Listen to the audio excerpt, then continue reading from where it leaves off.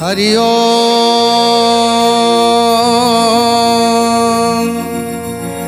ओम नमो भगवते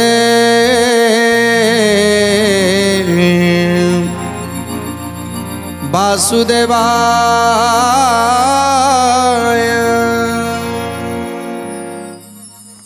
जाजी बहुटी जो पुण्य अर्जन करिछि धर्म अर्जन करिछि से धर्म को नबा पाई राजा समस्त संपत्ति ताको पाद तले अजाड़ी दैछन्ति। ए सुना अलंकार नियो, ए धन संपत्ति नियो, 200 स्वर्ण मुद्रा दउछि ताकु नियो, ए वस्त्र अलंकार समस्त नियो। ता बदल रे तुमे जो धर्म करिछ से धर्म टिकक मते देई दियो।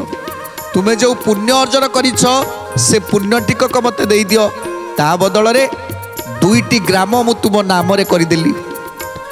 ए कथा सुनिबा परे आज बहु जनक कहउछंती हे मणिमा ये धर्म ए पुण्य मु केमिति आपण को देई परिबी, केमिति प्रकार रे मु आपण को देई परिबी। कोन कहउछंती बहु जनक सुनी करी सुंदरी जे असमत हेला एड़े धर्म के रूपे देवई बइला। जय जय जगन्नाथ जगतर नाथ, जय जय जगन्नाथ अनाथर नाथ। तेणु जिते बहुटी कहूँ मु केमिति धर्म सबू देवी, जदिबा धर्म देवी ताहले मोर कौन हम। तेणु पात्र मंत्री माने समस्त आज बुझे कि कहउछंती देख माँ आज 2टी जीवन बंची जीव तुम पाई। तुमे जदि तुम धर्म को दब ताले राणीमा को लागिथिबा ब्रह्म राक्षस आज धीरे धीरे करिकी तार देह को क्षीण करुछि। राणीकर जीवन चली जाई पारे, तेणु से जीवनटा रक्षा हो जीवो। द्वितीय रे आज ये ब्रह्म राक्षस से मुक्ति पाई पारुनी, तेणु से पुण्य टिकक पाइले धर्म टिकक पाइले से धर्म को नहीं से जमराज को निकट को जीव। आ जमराज जेतेबेले तार धर्म टिक को देखिए पुण्य टिके को देखिए सेतेबेले कौन करिवे ना ताकू नहीं अन्य घटरे स्थापन करेंगे। तेणु 2टी जीवन को तुम रक्षा कर तुमरे पुण्य पाई तुमरे धर्म पाई। तेणु माँ तमें मना करनी। जिते समस्ते बुझेले सेतेबेले बहु जनक कहला ठीक अच्छे जदि आपण माने कहउछंती 2टा जीवन बंची जीव ताहले मोर पुण्यरु मु मात्र अर्धेक देई परिबी, मु आउ अधिक देई परिबिनी। सुनी न ब्रह्म राक्षस कइले नृपति अथे धर्म देव बलि बलई जुवती। जय जय जगन्नाथ जगतर नाथ, जय जय जगन्नाथ अनाथर नाथ। ब्रह्म राक्षस बहिले आए राजा सुन संतोषे धन देइन से अधिक किण। जय जय जगन्नाथ जगतर नाथ, जय जय जगन्नाथ अनाथर नाथ। समत कराई लेख देई ताकू पुणी मो आगे कहिले मुहि जीवी एही क्षणी। द्रौपदी जनाइला जुवती आगर रानी कष्ट पाउछंती ताकू धार। रानी कष्ट पाउछंती ताहाकू धार, रानी कष्ट पाउछंती ताहाकू धार। तेणु राजा जाई ब्रह्म राक्षस निकट में पहुँची गले। ब्रह्म राक्षस को कहउछंती हे ब्रह्म राक्षस, हे ब्रह्म दैत्य मो रानी को छाड़ी चली जाओ। से बहुटी कहउछंती जे तुमको मात्र अर्धे तांकर अर्धेक पुण्य बल दे पारिबे आउ अधिक दे पारिबेनी। तेणु जेतेबेले एक कथा सुनिले ब्रह्म राक्षस कहउछंती सेई कन्यार अर्धेक पुण्य मोर दरकार, से अर्धेक पुण्य देले भी मु मोक्ष हो जीवी। ମୁଁ ମୁକ୍ତି ପାଇଯିବି। ତେଣୁ କହିଲେ ଠିକ୍ ଅଛି। ଯେତେବେଳେ ବୋହୂଟିକି ପଚରାଗଲା ଯେ ଅର୍ଦ୍ଧେକ ପୁଣ୍ୟ ବଳ ତମେ ଦେଇଦିଅ, ତେଣୁ ଅର୍ଦ୍ଧେକ ପୁଣ୍ୟ ବଳ ଏକ ତମ୍ବା ପାତ୍ରରେ ଲେଖିବାକୁ ପଡ଼ିବ, ସଂକଳ୍ପ କରିବାକୁ ପଡ଼ିବ, ତାକୁ ରାଜାଙ୍କୁ ଦାନ କରିବାକୁ ପଡ଼ିବ। ତେଣୁ ଏ କଥା ଆଜି ବ୍ରହ୍ମ ରାକ୍ଷସ କହୁଛନ୍ତି, ଶୁଣିଣ ସୁନ୍ଦରୀ ତା ସନମତ କଲା, ତମ୍ବା ପଟା ଲେଖି ରାଜା ଯୁବତୀ କି ଦେଲା। জয় জয় জগন্নাথ জগতর নাথ, জয় জয় জগন্নাথ অনাথর নাথ। সন্তোষরে অধে ধর্ম দেই হে নূরপতি, তম্বা পটা হাতে ধরি বলই যুবতী। জয় জয় জগন্নাথ জগতর নাথ, জয় জয় জগন্নাথ অনাথর নাথ। তেণু আজ বহুটি লেখিদেলা তম্বা পটারে যে মোর অর্ধেক পুণ্য মু রাণীକୁ ଦେଇଦେଲି। ଯେତେବେଳେ ତମ୍ବାପଟାରେ ସଂକଳ୍ପ କରି, ତମ୍ବାପଟାକୁ ଧରି ସଂକଳ୍ପ କରି ତାଙ୍କର ଅର୍ଦ୍ଧେକ ପୁଣ୍ୟକୁ ଯେତେବେଳେ ଦାନ କରିଛନ୍ତି, ସେତେବେଳେ ବ୍ରହ୍ମ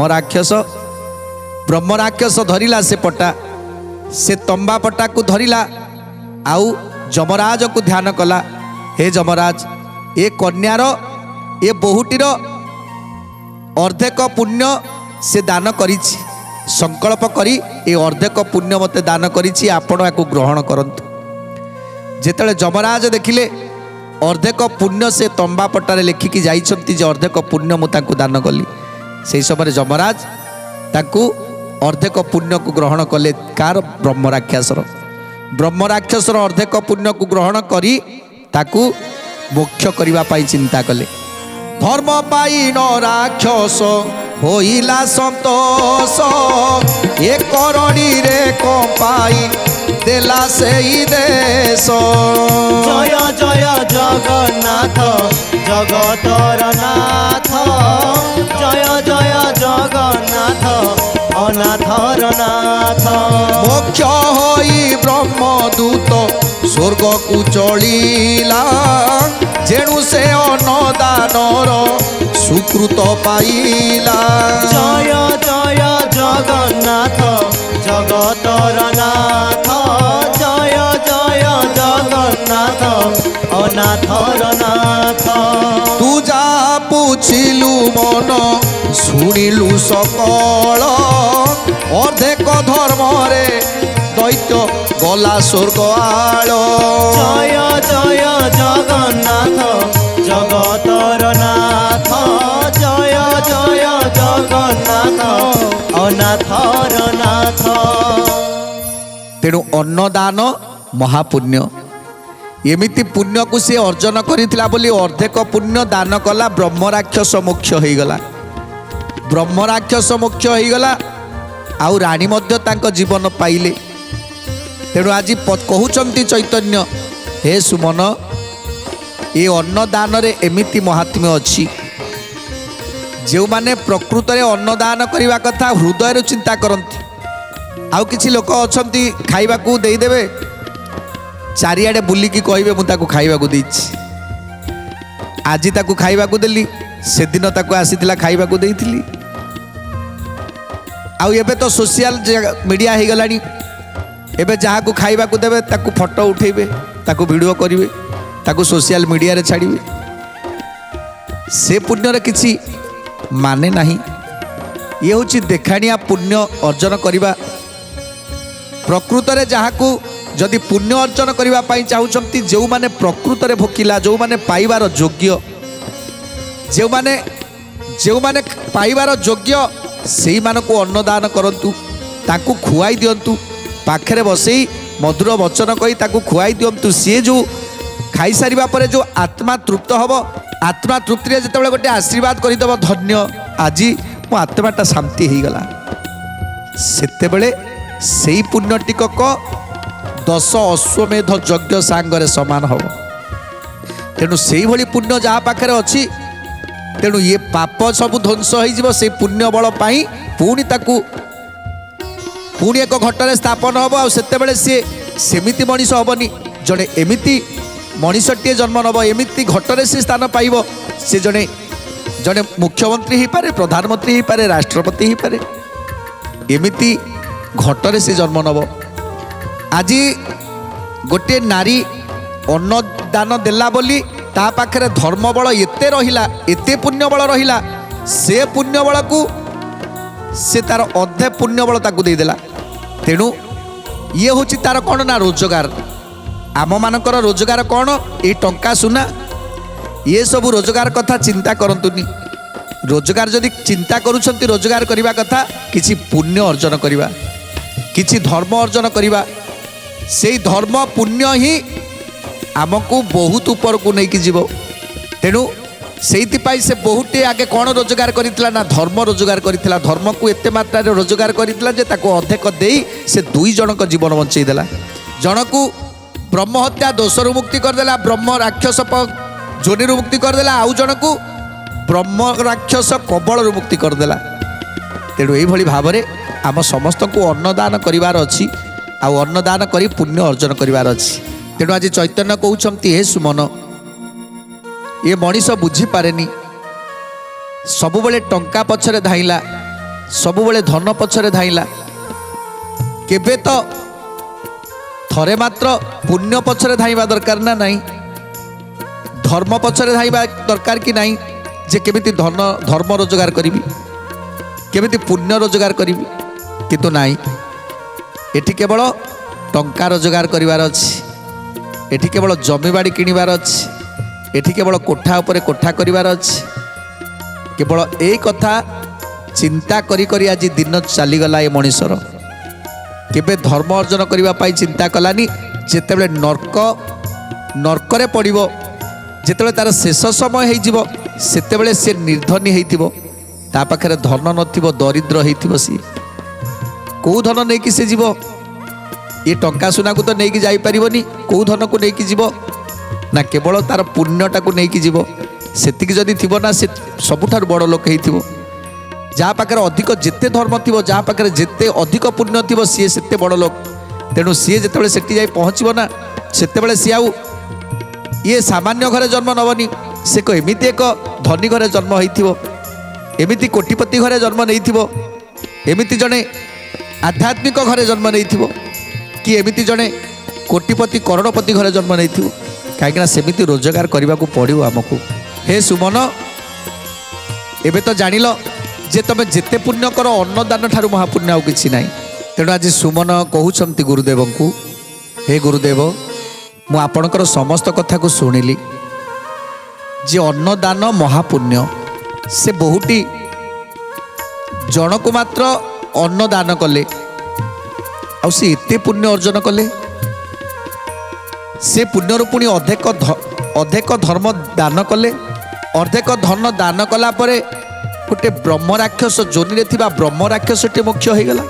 ଯଦି ଗୋଟିଏ ଲୋକକୁ ଅନ୍ନ ଦେଇ ସେ ଏତେ ପୁଣ୍ୟ ଅର୍ଜନ କଲା, ମୁଁ ଯଦି 5 ଜଣ ଲୋକକୁ ଖାଇବାକୁ ଦିଏ, ତାହେଲେ ତ ମୋର ଆହୁରି ପୁଣ୍ୟ ହେବ। ଏକଥା ଶୁଣି ଆଜି ଗୁରୁଦେବ କ'ଣ କହୁଛନ୍ତି? ଗୋଟିଏ ଲୋକକୁ ଅନ୍ନ ଦେଇଥିଲା ସେଇ, ତହିଁରୁ ଅଧେକ ଧର୍ମ ସେ ରାକ୍ଷସ ନେଇ, ମୋକ୍ଷ ହୋଇଗଲା ବୋଲି କହିଲ ଆପଣ, ମୁଇଁ ଯେବେ ଦେବି 5 ଜଣକୁ ଭୋଜନ। ଜୟ ଜୟ ଜଗନ୍ନାଥ ଜଗତର ନାଥ, ଜୟ ଜୟ ଜଗନ୍ନାଥ ଅନାଥର ନାଥ। ଦେବେ ତମର ହେବ ବହୁତର ପୁଣ୍ୟ, ନିଶ୍ଚିତ ହୋଇବ ଶିବି ଯାଇ ସ୍ୱର୍ଗ ଧାମ। ଚୈତନ୍ୟ ବଇଲେ ମନ୍ତ ନୁହଇ, ମୁଁ ଯାହା କହୁଛି ଶୁଣ ସାବଧାନ ହୋଇ। ମୁଁ ଯାହା କହୁଛି ଶୁଣ ସାବଧାନ ହୋଇ, ମୁଁ ଯାହା କହୁଛି ଶୁଣ ସାବଧାନ ହୋଇ। ଯେତେବେଳେ କହୁଛନ୍ତି ଯେ ଯଦି ସେ ଜଣକୁ ଏମିତି ଖାଦ୍ୟ ଦେଲା ଆଉ ସିଏ ଏତେ ପୁଣ୍ୟ ଅର୍ଜନ କଲା, ତେଣୁ ମୁଁ ଯଦି 5 ଜଣକୁ ଦାନ ଦିଏ, 5 ଜଣକୁ ଯଦି ଅନ୍ନ ଭୋଜନ କରାଏ, ତାହେଲେ ତାହେଲେ ମୋର କ'ଣ ହେବ କୁହନ୍ତୁ ଗୁରୁଦେବ। ତେଣୁ ଚୈତନ୍ୟ କ'ଣ କହୁଛନ୍ତି, ବଣିଜାରି ସେ ବାଣିଜ୍ୟ করে সর্বকালে, সময় লাভ নইলে মূলে মূলে মিলে।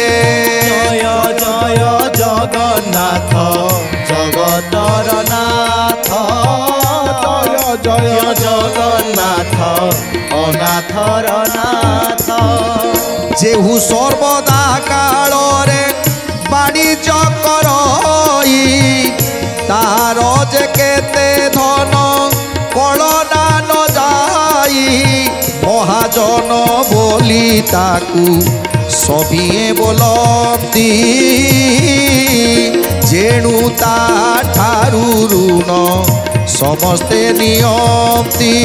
জয় জয় জগন্নাথ জগতর নাথ, জয় জয় জগন্নাথ অনাথর নাথ। যেତେବେଳେ ପଚାରୁଛନ୍ତି ଯେ ଯଦି ସିଏ ଜଣକୁ ଖାଦ୍ୟ ଦେଲା ତାର ଏତେ ପୁଣ୍ୟ ହେଲା, ସେ ଅଧିକ ଧର୍ମ ଦାନ କରିଦେଲା, ତେଣୁ ଯଦି ମୁଁ 5 ଜଣକୁ ସେଇଭଳି ଭାବରେ ଦିଏ ତାହେଲେ ମୋର କେତେ ଧର୍ମ ହେବ, ମୋର କେତେ ପୁଣ୍ୟ ହେବ। ତେଣୁ ଆଜି ଗୁରୁ ଚୈତନ୍ୟ କହୁଛନ୍ତି, ବାବୁରେ ସୁମନ, ଜଣେ ବେପାରୀ ଲୋକ ସେ ବେପାର କରୁଛି, ତେଣୁ ସବୁବେଳେ କ'ଣ ତାର ଲାଭ ହେଉଛି, ବେଳେବେଳେ ତାର କ୍ଷତି ହୁଏ, ବେଳେବେଳେ ମୂଳେ ମୂଳେ ପଳାଏ। ତେଣୁ ସେଇଭଳି ଭାବରେ ଆମେ ଯେତେବେଳେ ପୂର୍ବ ଜନ୍ମରେ କିଛି ଅଧର୍ମ କରିଥିବା, କିଛି ପାପ କରିଥିବା, ଏ ଜନ୍ମରେ ଯେତେବେଳେ ଆସି ପହଞ୍ଚିଗଲେ କିଛି ଧର୍ମ କଲେ, ସେସବୁ ସୁଝା ହେବ। ପୂର୍ବ ଜନ୍ମର କର୍ମଫଳଟାକୁ ତାକୁ ସୁଝିବା, ତାପରେ ଯାଇକି ଆମେ ମୂଳଧନକୁ ପାଇବା। ଯଦି ମୂଳଧନ ରହିଲା ପରେ ତାପରେ ଯଦି କିଛି ପୁଣ୍ୟ ଅର୍ଜନ କରିଥାନ୍ତି, ସେ ସବୁ ମିଶ୍ରିତ ହେଲା ପରେ ଆମ ପାଖରେ କିଛି ଧନ ସଞ୍ଚୟ ହୁଏ। ଆଉ ଯଦି ପୂର୍ବ ଜନ୍ମରେ ଅନେକ କୁକର୍ମ କରିଥିବା, ପାପ କରିଥିବା, ସେ ପାପକୁ ନିହାତି ତ ସୁଝୁ ଆମକୁ ଗୋଟିଏ ଜନ୍ମ ନୁହେଁ, 2 ଜନ୍ମ ନୁହେଁ, 4 ଜନ୍ମ ନୁହେଁ, 7 ଜନ୍ମ ଚାଲିଯିବ, କେତେ ଜନ୍ମ ଚାଲିଯିବ ତାର ଠିକ୍ ଠିକଣା ନାହିଁ। ତେଣୁ କେତେବେଳେ ଯେତେବେଳେ ବେପାର ବାଣିଜ୍ୟ କରନ୍ତି ନା, ସେତେବେଳେ କେତେବେଳେ ଲାଭ ହୁଏ ତ କେତେବେଳେ ମୂଳେ ମୂଳେ ଯାଏ, ଏସବୁ କଥାକୁ ଧ୍ୟାନ ରଖ। ତେଣୁ ଯେତେବେଳେ ଗୁରୁଦେବ କହୁଛନ୍ତି ଯେ ସବୁବେଳେ ସମାନ ନଥାଏ, ତମେ 5 ଜଣକୁ ଭୋଜନ ଦେଇ ତମେ ସବୁ ପୁଣ୍ୟ ଅର୍ଜନ କରିପାର ସତ, ହେଲେ ତୁମ ପାଖରେ ସେତିକି ସଞ୍ଚିତ ପୁଣ୍ୟ ରହିବ ବୋଲି କିଛି ମାନେ ନାହିଁ। କାହିଁକି ନା ତୁମ ପୂର୍ବ ଜନ୍ମରେ କିଛି ପାପକର୍ମ ଥିଲା ଯାହାକୁ ତମେ ସୁଝିବାକୁ ଆସିଛ, ଏଠି ପୁଣ୍ୟ ଅର୍ଜନ କରି ତାକୁ କିଛି ସୁଝିବ। ସୁଝି ସାରିବା ପରେ ଯଦି କିଛି ମୂଳଧନ ରହିଲା, ତାହେଲେ ସେ ମୂଳଧନରେ ଯଦି ଆଉ କିଛି ପୁଣ୍ୟ ଅର୍ଜନ କରାଯାଏ, ତାହେଲେ ଆମର ସଞ୍ଚିତ ଧର୍ମ କିଛି ରହିବ। ଆଉ ସେ ସଞ୍ଚିତ ଧର୍ମକୁ ଯଦି ଆମେ ଦାନ କରିବା, କାହାକୁ କିଛି ଦାନ କରିଦେବା, ତାହେଲେ ସେମାନଙ୍କ ଦାନ କରିଥିବାର ପୁଣ୍ୟ ଆମେ ଦାନ କରି ଯାହାକୁ ଜଣକୁ ଉଦ୍ଧାର କରିଦେଲେ, ଜଣେ ବ୍ରହ୍ମ ରାକ୍ଷସ ଯୋନିରେ ପଡ଼ିଛି, ତେଣୁ ସିଏ ଉଦ୍ଧାର ହେବାକୁ ହେଲେ ତାକୁ କିଛି ପୁଣ୍ୟ ଦରକାର, ତେଣୁ ଆମ ଅର୍ଦ୍ଧେକ ପୁଣ୍ୟ ତାକୁ କିଛି ଦାନ ଦେଇଦେଲେ, ତେଣୁ ସିଏ ଉଦ୍ଧାର ହେଇଗଲା। ତେଣୁ ସିଏ ଯେତେବେଳେ ଉଦ୍ଧାର ହେଇଗଲା, ସିଏ ଯେଉଁ ପୁଣ୍ୟ ଟିକକ ସିଏ ଯେଉଁ ଆଶୀର୍ବାଦ କଲା, ତାକୁ ଉଦ୍ଧାର କରିବାର ଫଳଟା ଯେଉଁ ପୁଣ୍ୟର ଫଳଟା ମିଳିଲା, ସିଏ ମଧ୍ୟ ଆମ ପାଖରେ ସଞ୍ଚିତ ହୋଇକି ରହିଲା। ସେମିତି ଆମେ ଦେଇଥିବା ପୁଣ୍ୟ, ସେ ପୁଣ୍ୟଟା ଖର୍ଚ୍ଚ ହେଇନି, ସେ ପୁଣ୍ୟଟା ପୁଣି ଥରେ ଆମ ପାଖକୁ ଫେରିକି ଆସିବ। ତେଣୁ ଏଇଭଳି ଭାବରେ ଏ ସଂସାରର ନିୟମ ଚାଲିଛି। ଯେଉଁମାନେ ଓଳିଏ କି 2 ଓଳି କି ଦିନେ କି 2 ଦିନ ଏମିତି ଉପବାସରେ ରହିଥିବେ, ଆଉ ସେ ଆପଣଙ୍କୁ ଖାଇବାକୁ ମାଗିବେ ଯେ ମୋତେ ବହୁତ ଜୋରେ ଭୋକ ହେଉଛି, କିଛି ଖାଇବାକୁ ଦିଅ, କାହିଁକିନା ମୁଁ ଦୂରରୁ ଆସିଛି, ମୋ ପାଖରେ ପଇସା ବି ନାହିଁ। କାହାର ଏମିତି ଜଣଙ୍କର ପଇସା ବାଟରେ ଆସୁଥିବା ସମୟରେ ଚୋରି ହେଇଯାଏ, ଏମିତି ଚୋରି ହେଇଯାଇଛି, ତା ପାଖରେ ଖାଇବାକୁ ନାହିଁ, ଟ୍ରେନରେ ବସିଛି, ତେଣୁ 3 ଦିନ ଯିବାକୁ ସଫର କରିବାକୁ ପଡ଼ିବ, ପଇସା ସବୁ ଚୋରି ହେଇଗଲା। ସେ ସମୟରେ ସେ ଖାଇବାକୁ କାହାକୁ ଯଦି ଭୋକ ଯେତେବେଳେ ଜୋରରେ ଲାଗିବ, ସେ ନିଶ୍ଚିତ କାହାକୁ ଖାଇବାକୁ ମାଗିବ। ତେଣୁ ସେତେବେଳେ ତାକୁ ଯଦି ଆମେ କିଛି ଖାଇବାକୁ ଦେବା, ସେ ପୁଣ୍ୟର ଫଳ ଏମିତି ମିଳିଥାଏ ଯାହାକି 10 ଯଜ୍ଞର ଫଳ ସହିତ ସମାନ ହେଇଥାଏ। ତେଣୁ ସେଇଟା ତ ସବୁବେଳେ ସମସ୍ତଙ୍କ ଭାଗ୍ୟରେ ମିଳେ ନା। ଆଉ ଯାହା ଭାଗ୍ୟରେ ମିଳେ ଯଦି ସେ ମନା କରିଦିଏ ନାଇଁ ମୋ ପାଖରେ କିଛି ଖାଇବାକୁ ନାହିଁ ତବେ ଯା ଆଉ କେଉଁଠି ଦେଖ, ସେ ସୁଯୋଗଟା ସମସ୍ତଙ୍କ ପାଖକୁ ଆସେ ନା। ଆଉ ଯାହା ପାଖକୁ ସେ ସୁଯୋଗ ଆସେ ସେ ମହାଭାଗ୍ୟବାନ ହେଇଥାଏ। ଏ କଥାକୁ ଆମକୁ ବୁଝିବାକୁ ପଡ଼ିବ। ଏ କଥା ଆମକୁ ବୁଝିବାକୁ ପଡ଼ିବ ଯେଉଁମାନେ ଖାଦ୍ୟ ପାଇଁ ବିକଳ ହେଉଛନ୍ତି, ଭୋକରେ ଆତୁର ହେଉଛନ୍ତି, ସେମାନଙ୍କୁ ଖାଇବାକୁ ଦେବାଟା ଆମର କର୍ତ୍ତବ୍ୟ। ଆଉ ଗୋଟିଏ କଥା, ଆମେ କ'ଣ ଖାଇବାକୁ ଦେବା? ମୁଁ କହୁଥିଲି ପୂର୍ବରୁ ଯେ ଆମ ଶରୀରକୁ ସୁସ୍ଥ ରଖିବାକୁ ହେଲେ ଖାଦ୍ୟ ଖାଇବା ଦରକାର, ଅଖାଦ୍ୟ ନୁହେଁ, ଖାଦ୍ୟ ଖାଇବା ଦରକାର। କିନ୍ତୁ ଆମେ ସେମିତି ଖାଦ୍ୟ ଜଣକ ଶରୀରକୁ ସୁସ୍ଥ ରଖିଲା ଭଳି ଆମେ ତାକୁ ଖାଦ୍ୟ ଦେବା ଦରକାର। ତେଣୁ ସେଇଭଳି ଭାବରେ ସେ ଖାଦ୍ୟରେ ସ୍ୱାଦିଷ୍ଟ ଥିବା ଦରକାର, ସେ ଖାଦ୍ୟରେ କିଛି ଭିଟାମିନ୍ ରହିଥିବା ଦରକାର। ଆମେ ଖାଲି ଏଣୁ ତେଣୁ ଖାଦ୍ୟ ଦେଇଦେବା ସେଇଟା ନୁହେଁ। ତେଣୁ ଯାହାକୁ ଦେବା ଯେମିତି ତାର ଆତ୍ମା ଶାନ୍ତି ହେଉଥିବ, ତା ଶରୀର ମଧ୍ୟ ଶାନ୍ତି ହେଉଥିବ। ଶରୀରରେ ଥିବା ଜୀବମାନେ ସେମାନେ ଯେମିତି ଶାନ୍ତି ହେଉଥିବେ। ମୁଁ କହୁଥିଲି ନା ଯେ ଆମ ଶରୀର ଭିତରେ ଜଣେ ରୋଗ ପ୍ରତିରୋଧକ ଶକ୍ତିର ଜୀବାଣୁ ମାନେ ଅଛନ୍ତି, ଆଉ କିଛି ଅଛନ୍ତି ରୋଗ ବର୍ଦ୍ଧକ।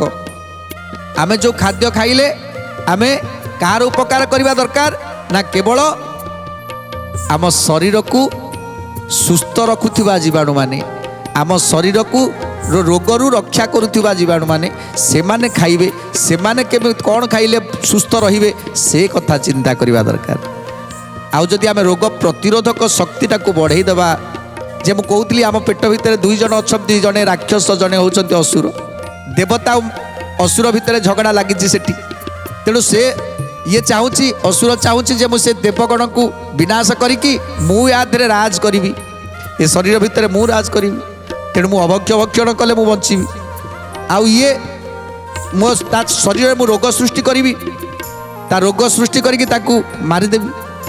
କିନ୍ତୁ ଦେବତାମାନେ ତା ଚାହାନ୍ତିନି ନା। ଦେବତା ଚାହେଁ କ'ଣ ନା ଏ ଅଧର୍ମକୁ ବିନାଶ କରି ଧର୍ମ ସଂସ୍ଥାପନ କରିବି। ଏ ଶରୀରରେ ଏମିତି ଖାଦ୍ୟ ଖାଇବି ମୁଁ ଶକ୍ତିଶାଳୀ ହେବି, ଆଉ ଇଏ ଅଧର୍ମକୁ ବିନାଶ କରିବି, ରୋଗ ଏ ଶରୀର ଭିତରେ ପ୍ରବେଶ କରିପାରିବନି। ଏ କଥାକୁ ଆମ ସମସ୍ତଙ୍କୁ ହେଜ କରିବାକୁ ପଡ଼ିବ। ଆଉ କ'ଣ କହୁଛନ୍ତି ସୁନ୍ଦର କଥା ଜାଣିବା ପରବର୍ତ୍ତୀ ଅଧ୍ୟାୟରେ। ଆଜି ତ ସମୟ ଇସାରା ଦେଲାଣି, ଆଜି ପାଇଁ ବାଣୀକି ବିରାମ ଦେବା। ଟିକେ ପ୍ରଭୁଙ୍କର ନାମ ସଂକୀର୍ତ୍ତନ କରି ଆଜିର କାର୍ଯ୍ୟକ୍ରମକୁ ସମାପ୍ତ କରିବା। ଭଜ ଭଜରେ ଭଜ ଭଜରେ ଭଜରେ ମନ ରାଧା ଗୋବିନ୍ଦ, ଭଜ ଭଜରେ ଭଜରେ ମନ ରାଧା ଗୋବିନ୍ଦ, ଭଜ ଭଜରେ ଭଜରେ ମନ ରାଧା ଗୋବିନ୍ଦ, ଭଜ ଭଜରେ ଭଜରେ ମନ ରାଧା ଗୋବିନ୍ଦ, ଜୟ ରାଧା ଗୋବିନ୍ଦ, ଜୟ ରାଧା ଗୋବିନ୍ଦ, ଜୟ ରାଧା ଗୋବିନ୍ଦ, ଜୟ ରାଧା ଗୋବିନ୍ଦ, ଭଜ ଭଜ